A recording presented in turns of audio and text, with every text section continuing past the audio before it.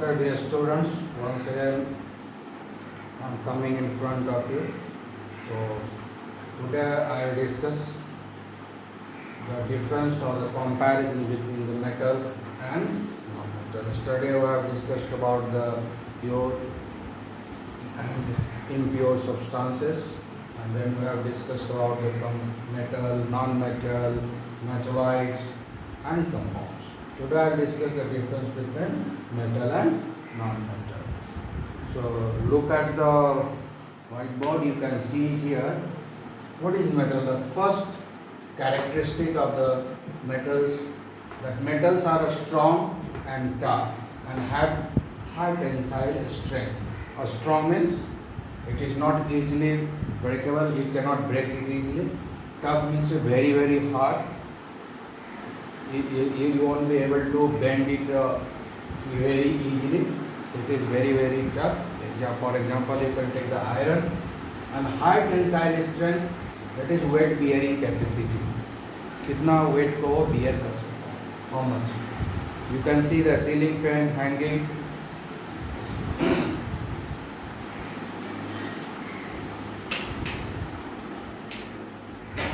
You can see ceiling fan hanging on the roof. You can see here.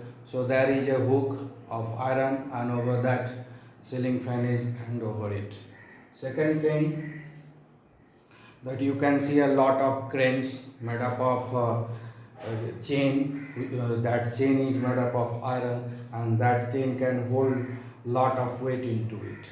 And without the change in their length, they can hold, they can lift it up a lot of weights. So that is called tensile strength. मतलब क्या हुआ कि metal जो है strong होता है, tough होता है. स्ट्रॉन्ग मतलब हुआ कि वो जल्दी टूटेगा नहीं, तोड़ना बहुत मुश्किल है. टफ का मतलब है कि इसको बेंड करना मुश्किल है, और उसका टेंसाइल स्ट्रेंथ हाई है. इसका मतलब क्या है कि जो वेट है उसको वो वेट को होल्ड कर सकता है, वेट को वो रख सकता है होल्ड करके. कोई चीज़ जब हम किसी चीज़ में होल्ड करके रख देंगे, टांग कर रख देंगे, तो उसके लंबाई चौड़ाई किसी चीज़ में चेंज नहीं आएगा. तो इसको बोलते हैं हाई टेंसाइल स्ट्रेंथ. तो सारे मेटल के पास हाई टेंसाइल स्ट्रेंथ है. पर्टिकुलरली हम लोग लोहा का यूज़ बहुत करते हैं, तो उसके टेंसाइल स्ट्रेंथ को हम लोग देख सकते हैं. ठीक है. उसके बाद क्या है, non metals are not strong and tough and have low tensile strength. Okay. Non-metals are strong and tough. Non-metals are not strong and tough. So non-metal क्या होता है? This is not strong, even it is not tough. A strong means it is not strong. Means मजबूत नहीं है, उसको आराम से तोड़ सकते हैं. It is not tough. Means इसको छूने में सॉफ्ट लगता है, ऐसा कोई हार्ड नहीं लगता है. इसलिए उसको बोलते हैं कि non metals are not strong and tough, have low tensile strength. Low tensile strength मतलब इसमें अगर किसी चीज़ को हैंग कर देंगे तो वो टूट जाएगा. जैसे कि हम शीशा ग्लास लेंगे और उसमें हम हैंग कर देंगे, वो टूट जाएगा. रबड़ लेंगे, उसमें किसी चीज़ को टांग देंगे तो रबड़ का लंबाई चौड़ाई बढ़ जाएगा. तो ये सब होता है. तो नॉन मेटल जितना भी है, कोई भी नॉन मेटल, उसका लंबाई जब उसमें हम कोई चीज़ हैंग कर देंगे तो वो टूट जाएगा या लंबाई चौड़ाई बढ़ जाएगा उसका. इसका मतलब क्या है, उसमें लो टेंसाइल स्ट्रेंथ है. बहुत ज़्यादा वेट को वो होल्ड करके टांग करके नहीं रख सकता है. इसमें एक्सेप्शन एक है डायमंड, जो कि कार्बन ही है. डायमंड क्या है? कार्बन 3 रूप में मिलता है ना. डायमंड है, ग्रेफाइट है एंड बकनिस्टर फ्लोरीन है. 3 तरह का कार्बन होता है. तो ये जो डायमंड है ये बहुत दुनिया का सबसे हार्डेस्ट मटेरियल है, लेकिन ये नॉन मेटल है. इसलिए एक एक्सेप्शन है, ये स्ट्रॉन्ग भी होता है और टफ भी होता है. ठीक है. तो ये जो है एक्सेप्शन है एक नॉन मेटल में. ये डायमंड जो है दुनिया का सबसे हार्ड मटेरियल है. ठीक है. और सबसे टफ मटेरियल है. हालांकि ये नॉन मेटल है, तो ये एक एक्सेप्शन है जो याद रखना है. Now the second characteristic of the metals, that metals are sonorous and makes a ringing sound when struck. Sonorous means good musical sound. So when you are struck like you can extract the tin, you can extract the iron, and observe the sound. It will give a ringing sound. You extract the aluminium, it will give a ringing sound. And you observe the sound produced by this aluminium, iron, and what example I have given? Aluminium, iron, and copper, you can say. Any other metals, you can say. You extract it. Aluminium will produce different sound, iron will produce different sound, steel will produce a different sound. So it all depends upon the metals. Steel is a mixture of metals and non-metals that I am talking. It is not pure metal, but still. So we have talked about tin. You extract the tin, you get different power. So that is why we say it is sonorous. Sonorous means each and every metal has got characteristic sound. Iron का sound अपना अलग है, बजा के हम समझ सकते हैं कि ये लोहा है. टीन को बजाएंगे तो अलग तरह का आवाज़ निकलता है, समझ जाते हैं कि ये टीन है. ठीक है. एल्यूमिनियम को अगर हम ऐसे ऐसे बजाएंगे तो अलग सा आवाज़ निकलेगा. यानी कोई सारे मेटल का अपना अपना अलग अलग आवाज़ है. हम उसके आवाज़ से पहचान लेते हैं कि ये कौन सा है. सुनार लोगों को देखोगे ऐसे ऐसे हाथ से ऐसे जेवर में ऐसे में हाथ से ऐसे ऐसे ठोक करके बता देगा कि प्योर सोना है कि नहीं, प्योर चांदी है कि नहीं, क्योंकि उसकी आवाज़ को पहचानता है. तो जितना भी मेटल होता है वो सबका अपना अपना एक कैरेक्टरिस्टिक आवाज़ होता है. वो आवाज़ एक दूसरे से मिलता नहीं है. टीन का आवाज़ अलग होता है, लोहा का आवाज़ अलग होता है, एल्यूमिनियम का आवाज़ अलग होता है, सोना का आवाज़ अलग होता है, चांदी का आवाज़ अलग होता है. तो सबको बजाने से अलग अलग आवाज़ निकलता है. रिंगिंग साउंड जो निकलता है वो एक स्पेशल होता है. तो इसीलिए बोलते हैं कि मेटल्स आर सोनोरस. सोनोरस का मतलब हुआ each and every metal has got characteristic sound. उसके आवाज़ से हम पहचान सकते हैं कि वो कौन सा मेटल है. वो एक स्पेशल रिंगिंग साउंड प्रोड्यूस करता है जब उसको हम स्ट्रक करते हैं या बीट करते हैं. ठीक है. तो ये हो गया मेटल का कैरेक्टरिस्टिक. ऐसा कोई characteristic, such type of characteristic of sonorous ringing sound are not available with non-metal. It is a dumb type, thap type आवाज sound is produced. And when you beat the non-metal, thap type. This is non-metal, thap type. The non-metal, thap type. You can see this is a window and thap type. So this is a plane made up of non-metal. If you break it, thap. So all non-metal produce almost same type of sound. तो जितना भी non-metal होता है लगभग सबका same sound होता है, थप टाइप का. और इसलिए इसको बोलते हैं कि ये सोनोरस नहीं है. रिंगिंग साउंड होता ही नहीं है इसमें. तो इसलिए रिंगिंग साउंड भी नहीं होता है और न ही सारे नॉन मेटल का अलग अलग कोई आवाज़ होता है. सारे मेटल का आवाज़ एक ही जैसा लगता है. इसीलिए बोलते हैं कि that's why we say that non metals are not sonorous. It is non sonorous. Okay. Now we discuss the third characteristic, that the metals are lustrous और shiny and can be polished. Metal जो होता है lustrous होता है, चमकदार होता है ना. when you rub the any metal, iron, you rub it, take the gold, silver, tin, and rub it with the some cloth or some other materials.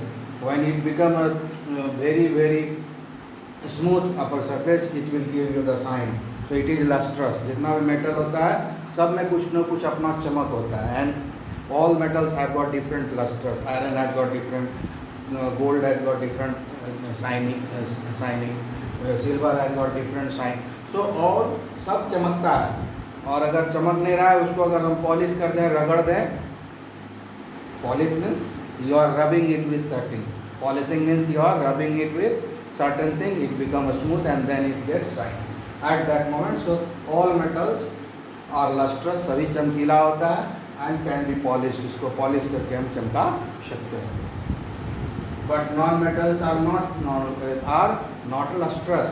Non-metals are not lustrous. It is dull and cannot be polished. है ना. non-metal को हम लोग रगड़ के चमका नहीं सकते और ऐसे भी नहीं कुछ चमकता है. वो सब डल होता है, देखने में कोई खास अच्छा नहीं लगता है नॉन मेटल, है ना. दुनिया में बहुत सारा नॉन मेटल है. कार्बन देख सकते हो, है ना, काला काला रहता है. और भी एक चीज़ देख सकते हो, तुम्हारा पेंसिल है, ग्रेफाइट, पेंसिल का लीड जो ग्रेफाइट है वो भी वैसा कुछ नहीं है, लस्ट्रस नहीं है, कुछ नहीं डल है, देखने में लगता है, ठीक है। लकड़ी वगैरह देख लो, ये सब नॉन मेटल से बना हुआ है, कोई बहुत खास नहीं लगता है, वो डल लगता है देखने में। तो ये नॉन लस्ट्रस, तो non metals are non lustrous, dull and can not be polish, उसको पॉलिश भी नहीं कर सकते हैं, उसको हम रगड़ रगड़ के चमका भी नहीं सकते हैं।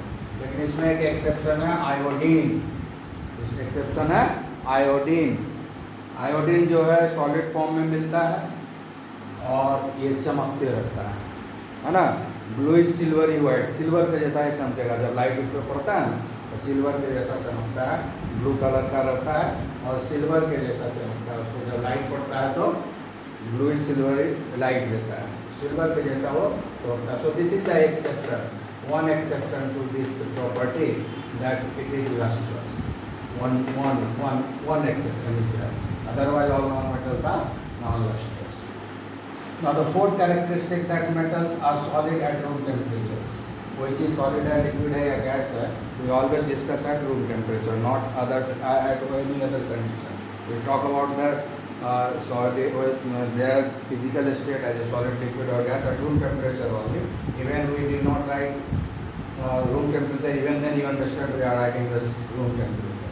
So almost all metals are solid at room temperature. जितना भी मेटल है, देख मेटल दुनिया में बहुत सारा है, देख उसको ऑब्जर्व करो, सारे के सारे मेटल है, हो सकता है सॉफ्ट मेटल हो, हार्ड मेटल हो, मॉडरेट हो, लेकिन सब के सब सॉलिड है। एक्सेप्शन एक है mercury.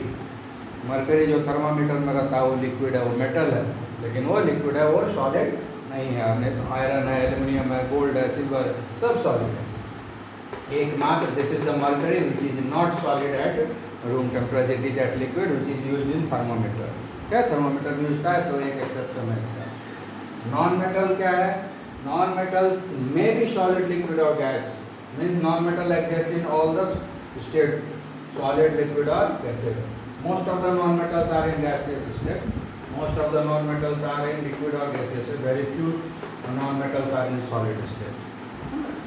So at room temperature, so non-metal can exist in all the three states: solid, liquid and gas at room temperature. कुछ solid में है, कुछ liquid में है और कुछ gaseous condition में है। ज़्यादातर liquid और gaseous condition में ही मिलता है non-metal, और solid में बहुत कम मिलता है, जैसे कि यहाँ आयोडीन है जो solid में है, ठीक है। उसके बाद नेक्स्ट जो fifth characteristic of the metals, that is good conductor of heat and electricity. Good conductor of heat and electricity, that means heat energy and electrical energy passes through the metal. When you connect these metals to the source of heat energy and electrical energy, then it will allow the heat and electricity to pass through it. Means iron का तार रहेगा, iron का rod रहेगा, उसके एक side में अगर हम इलेक्ट्रिसिटी को कनेक्ट करेंगे दूसरे एंड तक पहुंच जाएगा, ठीक है। उसके बाद जो है, अगर आयरन के रॉड का एक साइड, आयरन रॉड है, उसको एक साइड इधर गर्म करेंगे तो धीरे धीरे हीट एनर्जी ट्रांसफ़र होते होते यहाँ तक पहुँच जाएगा। तो that means iron allows the heat energy to pass through this from one end to another end, electricity also pass through this rod from one end to another end. So that is why we say that metals are good conductor of heat and electricity. Even the mercury which is in liquid, that is also a good conductor of electricity, but mercury is not a good conductor of heat. एक exception है कि mercury good conductor of electricity तो जरूर है, लेकिन ये good conductor of heat नहीं है। हम इसको जब हीट करते हैं तो इसका साइज बढ़ जाता है। दुनिया में एकमात्र ऐसा है ना, only one ingredient in this universe is there, that is mercury. उसके टेम्परेचर में जब उसको हम हीट करेंगे तो उसका टेम्परेचर नहीं बढ़ता, उसका साइज बढ़ जाता है। इसीलिए हम उसको यूज़ करते हैं थर्मामीटर में टेम्परेचर नापने के लिए, क्योंकि टेम्परेचर बढ़ने से उसका साइज में बढ़ता है, यानी उसके वॉल्यूम में इंक्रीज होता है, इसीलिए हम उसको थर्मामीटर में यूज़ करते हैं। दुनिया में और कोई दूसरा मेटल नहीं है या नॉन मेटल नहीं है जिसका ऐसा कैरेक्टरिस्टिक है कि हीट करने से उसके वॉल्यूम में बहुत ज़्यादा वृद्धि हो। सबका वृद्धि होता है, सबका बढ़ता है, लेकिन मरकरी के केस में जो वॉल्यूम है, साइज है, वो बहुत ज़्यादा बढ़ता है। थोड़ा सा भी हीट एनर्जी देने पर इसके साइज में बहुत ज़्यादा इंक्रीज होता है, जिसके कारण हम मरकरी को यूज़ करते हैं थर्मोमीटर में टेम्परेचर को मेजर करने के लिए।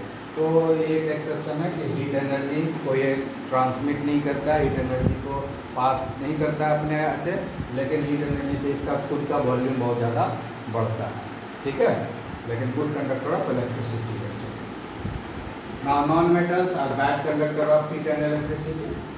में कोई भी नॉन मेटल ले लो, उसे इलेक्ट्रिसिटी पास नहीं होगा। You can take the any non metals जो whatsoever, carbon dioxide, sulphur dioxide, okay, or any other, iodine itself, but it will not allow the electricity to pass through it, it will not allow the heat energy to pass through it, ठीक है, so that's why it is a bad conductor, a bad conductor है, but there are two exceptions to this bad conducting capability of non metals. Diamond carbon है, graphite भी carbon है, diamond भी carbon है, graphite भी carbon है। Diamond जो है गुड कंडक्टर ऑफ हीट है, that means diamond will allow the heat energy to pass through it. Diamond से हीट एनर्जी पास होता है एक एंड से दूसरा एंड, उसको हीट करेंगे तो गर्म होने लगेगा, हीट एनर्जी पास करेगा एक एंड से दूसरे एंड, और लेकिन इलेक्ट्रिसिटी डायमंड से पास नहीं होगा। दूसरा है ग्रेफाइट, इसको गर्म करेंगे तो हीट एनर्जी पास नहीं होगा वन एंड से अनदर एंड, लेकिन ये इलेक्ट्रिसिटी में अगर जोड़ देंगे तो इलेक्ट्रिसिटी का गुड कंडक्टर है, इलेक्ट्रिसिटी पास होते रहता है। इसलिए कभी भी भूल से भी पेंसिल जो है इलेक्ट्रिसिटी वाला में टच नहीं करना है, नहीं तो करंट लग जाएगा, ठीक है, क्योंकि जो पेंसिल का लीड होता है वो ग्रेफाइट है, that is a good conductor of electricity. इसलिए पेंसिल से कभी भी बिजली के सामान को ऐसे टच नहीं करना, नहीं तो करंट लग जाएगी, ठीक है, okay. Now the last we are discussing that is metals are malleable and ductile. Yesterday also we have discussed about the malleability and ductility, so no need to discuss today. So metals are malleable and ductile and non-metals are brittle. That means metals are neither malleable nor ductile. That means non-metals are neither malleable nor ductile. This 6th point is already discussed yesterday only, so I will not discuss it now. Okay. Yesterday we have discussed about the compound, discuss about the mixture. So now today discuss the type of compound. So there are two type of compound, inorganic compound and organic compound. Inorganic compounds are those type of compounds which are derived from non-living things. Inorganic compounds are those type of compounds which derived from non-living things. Non-living things जो हमारे nature में available है, जैसे कि rocks है, minerals है, यानी पत्थर जो मिलता है उससे है, मिनरल जो ज़मीन के नीचे मिलता है उससे हम लोग निकाल लेते हैं, ठीक है। एग्जाम्पल हो गया sodium chloride, calcium carbonate, sulphuric acid, hydrochloride, all these are the inorganic compounds which are derived from either rocks or from the minerals. Okay, NaCl is derived from the rocks, CaCO3 also derived from the rocks, and these two are derived from the minerals. So rocks or minerals, from the rocks or minerals we can derive the inorganic compound, and you can see that inorganic compound has no carbon, ठीक है। inorganic compound हमेशा non living thing से हम लोग बनाते हैं। inorganic compound उस compound को बोलते हैं जो नॉन लिविंग थिंग से हम लोग उसको तैयार करते हैं, बनाते हैं, ठीक है, उससे, तो उसको inorganic compound बोलते हैं। और ये चीज़ जो नॉन लिविंग सोर्स किस तरह का, जो रॉक होता है, पत्थर वगैरह होता है बड़ा बड़ा, और मिनरल्स होता है जो ज़मीन के नीचे मिलता है, पानी में मिलता है, वो सब चीज़ से हम जो कंपाउंड बनाते हैं उसको हम इनऑर्गेनिक कंपाउंड बोलते हैं। और next is the organic compound. Organic compounds are those type of compounds which is derived or obtained from living things. Living things are two types, plants and animals. Means plant body, and if you are deriving it, if you are producing the compound from the living beings like plants and animals, if you are deriving it from the living beings, that plants and animals, then it is called organic compounds. And one thing you consider that all organic compounds contain carbon. All organic compounds contain carbon. Example: oil, fats, LPG, CNG, alcohol, acetic acid. मतलब क्या हुआ कि organic compound हमेशा living thing से तैयार करते हैं। दो तरह का लिविंग थिंग होता है, प्लांट्स होता है और एनिमल्स होता है। प्लांट के बॉडी से और एनिमल के बॉडी से जब हम निकालते हैं या उससे तैयार करते हैं कोई भी कंपाउंड, तो उसको हम ऑर्गेनिक कंपाउंड बोलते हैं, ठीक है। तो लिविंग थिंग्स हम लोग तैयार करते हैं ऑर्गेनिक कंपाउंड। और दूसरा चीज़ है कि ऑर्गेनिक कंपाउंड में एक चीज़ निश्चित रहेगा, वो कार्बन।